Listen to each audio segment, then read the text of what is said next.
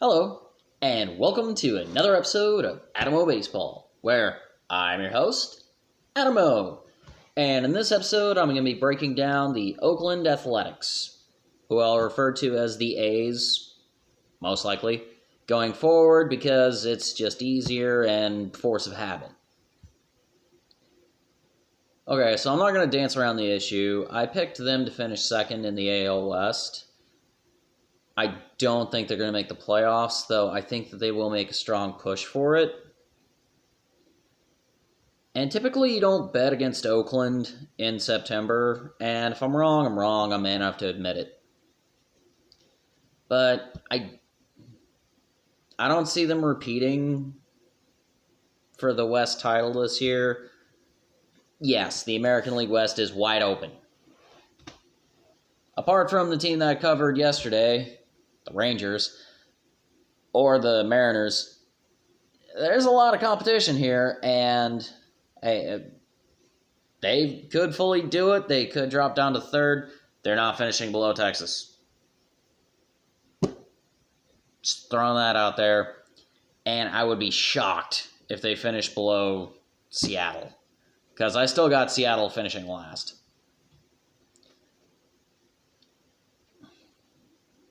I still think Houston's on the decline. But anyway, I think Oakland's going to finish second because, apart from the fact that they do have talent, and they got a lot of guys at the right point in their careers, and super cheap too, because go figure, that's how Billy Beane does things. Feels weird that I know the GM's name, but not the manager's name. But the A's actually do have talent. Most places on the board. Pitching staff, hitting, in the bullpen. They've got the pieces to be able to win a division again. They do. They can win the division. I don't think that they will because, while yes, there is talent in a lot of good places, they got some holes. And I don't know that they're going to be able to fill them.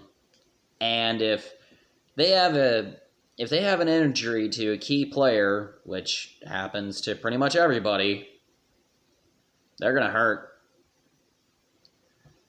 So, as per usual, I'm going to start with the lineup, then go on to the rotation, then the bullpen. This actually will end on a positive note. So, I like this order. Leading off, Elvis Andrus, shortstop. I was looking at this. I didn't know he was the leadoff guy in Texas, or at least, if he wasn't, he probably should have been. He doesn't strike out a lot. He draws a ton of walks. I believe the term is Greek god of walks, because he actually does walk a lot. And he is actually he's a pretty good player. Like, I'm kind of surprised I didn't see, All-Star a lot. So, yeah, he actually could make the All-Star game this year. And Oakland being able to pick him up, being able to make him a leadoff guy, that is good for the A's. They can certainly use him, not just as a shortstop, but as a hitter and being able to get on base. He doesn't have the best batting average, but he does get on base very well. Batting second, Jed Lowry, second base. Not the greatest. So I think he's mostly been a backup throughout his career, because first few years of his career, he was in Boston as a second baseman. He was sitting behind Dustin Pedroia.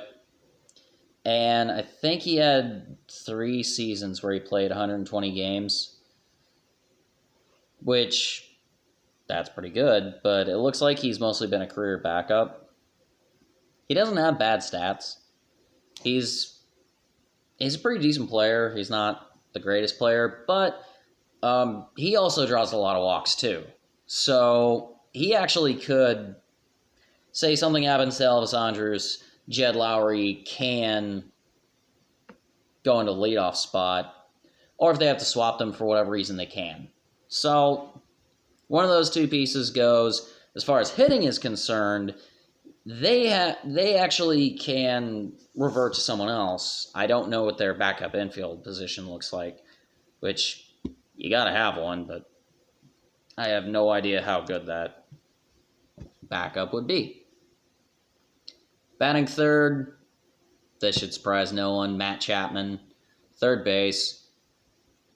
So the 3, 4, 5 all have a very consistent feature. Matt Chapman, batting cleanup, Matt Olson, first base, and batting fifth, Mark Canha, designated hitter.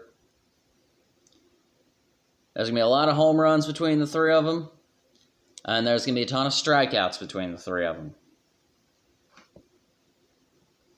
If any of them finish with fewer than 120 strikeouts this season, it's either A, because one of them got hurt, or B, a complete shock.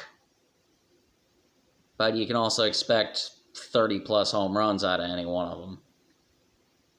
So, yeah, this is what you expect from your 3, 4, 5 guys. Like they hit for power, and they're good at it. And Matt Chapman is probably your expected all-star for this team, though they probably are going to have a few. Since I covered all three of those in one go, batting sixth, Ramon Laureano, center field. As far as a hitting center fielder goes, he's actually pretty good. He actually was one of the guys that got the A's the West Division last year and helped them to advance around. And it was the first time the A's had won a postseason series since 2006. So, yeah, Laureano was one of those key pieces to that team. And it looks like there's no reason for him really to slow down. He actually could have a pretty good year. Batting seventh, the catcher, Sean Murphy.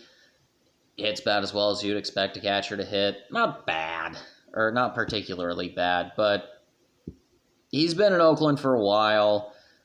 They trust him to be able to handle a rotation. Batting eighth, Stephen Piscotty, right field. Cut his teeth with St. Louis. So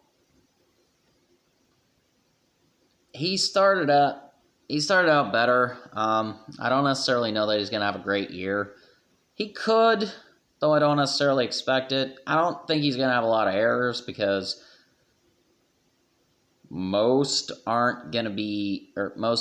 hits aren't going into right field because most batters are right-handed. So, yeah, he'll get some playing time, and he's probably not going to commit a lot of errors. But it doesn't look like he's going to be too great at the plate this year. Batting ninth, Seth Brown, left field. Last year, I think, was his first year. There's actually not a lot to go on, so this is his rookie year. This is his shot to really shine and show us what he's got. The lineup as a whole, the very tippy top of it, you're going to have a lot of guys getting on base.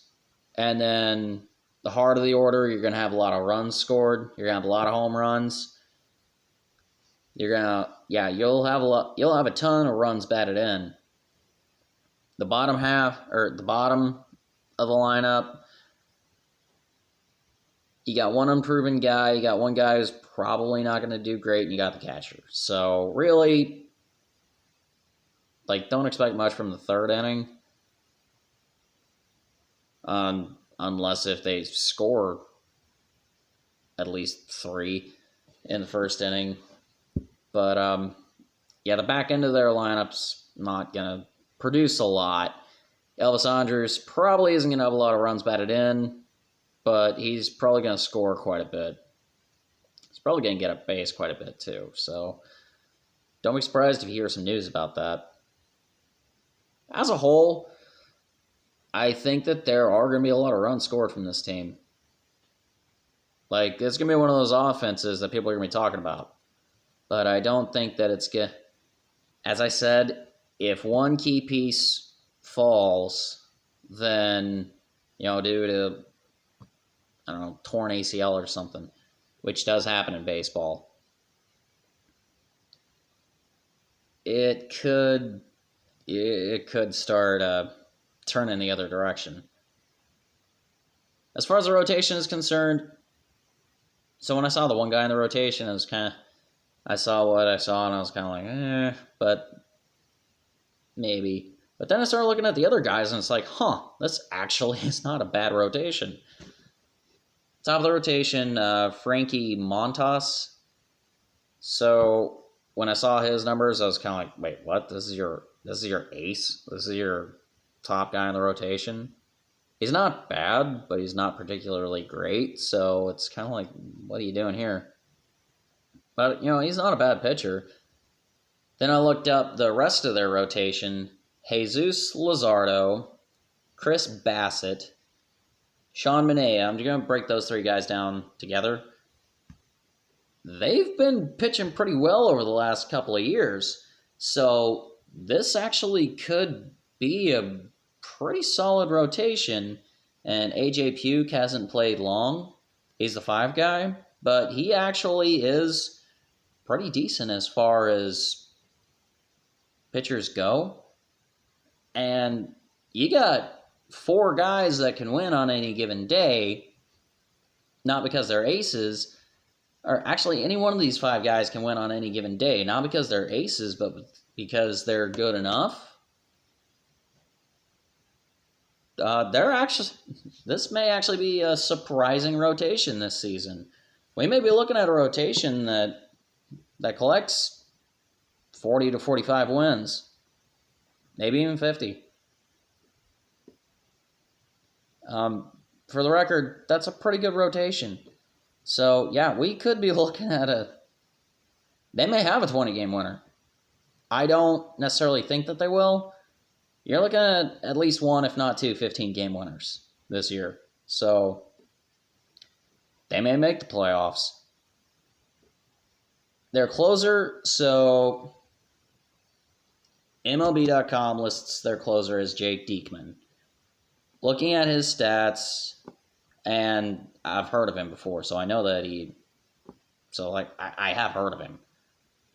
He is their closer, and he knows this lineup. He knows his team, and he could actually end up doing pretty well.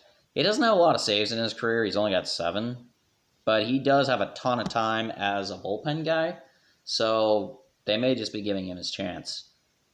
As far as the bullpen goes, this is where it gets interesting. So they got Sergio Romo, who had a very long career as a reliever in San Francisco. He was there for at least 1, if not 2, possibly 3 of those Giants championships. So he knows what winning looks like. He's also going into his age 38 season, so you don't really know what you're going to get. He could be really good. He may not. We don't really know. And the other one, Trevor Rosenthal. He started his career out very well. Like, he was one of the shutdown guys. But over the last couple of years, he just tanked. I don't know that he's going to be able to bounce back because guys who come out hot out of the gate as closers and then start tanking, they usually don't recover. So, okay, maybe it didn't end quite as well as I thought it would, but their bullpen has a legit shot at actually being pretty good. So, these are my thoughts on the Oakland A's. Again, I think they're going to finish second in the West with the possibility of winning it. So their bullpen, it's got a strong back end, but it may not necessarily end quite as well as we would hope. Their rotation is surprisingly strong, and their lineup is going to score a lot of runs. At least those are my thoughts. And if you'd like to let me know your thoughts, you can do so in the comments down below.